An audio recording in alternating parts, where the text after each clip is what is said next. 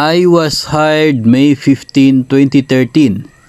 Can I stop working after 15 years? What are the benefits I can get? So, kapag gusto po na maghinto na sa pagtrabaho, mag-resign na after 15 years na panunungkulan ay wala na pong problema, no?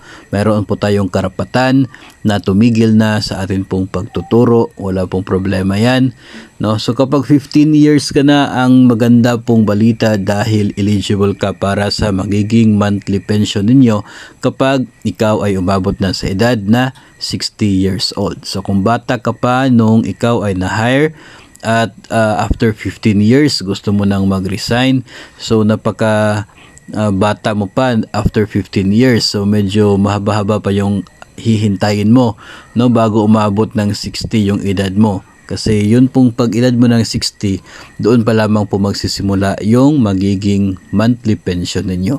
Yun po yung responsibilidad ni GSIS para sa atin, yun pong magbibigay ng ating pensyon when we reach the retirable age. Tapos, ang mangyayari po dito ay dahil umabot ka ng 15 years sa serbisyo, pwede naman po kayong makatanggap ng cash payment equivalent to 18 times ng inyong computed pension. So kung magkano po yung magiging computed pension base po sa inyong remittances, 18 times noon, pwede po ninyo makuha upon separation basta umabot ka ng 15 years, no?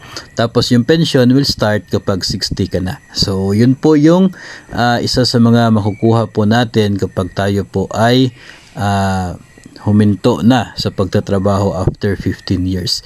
So I believe na yun pong uri ng policy natin with the GSIS, no, ay mag-terminate na rin yun the time na tayo po ay mag-separate sa serbisyo.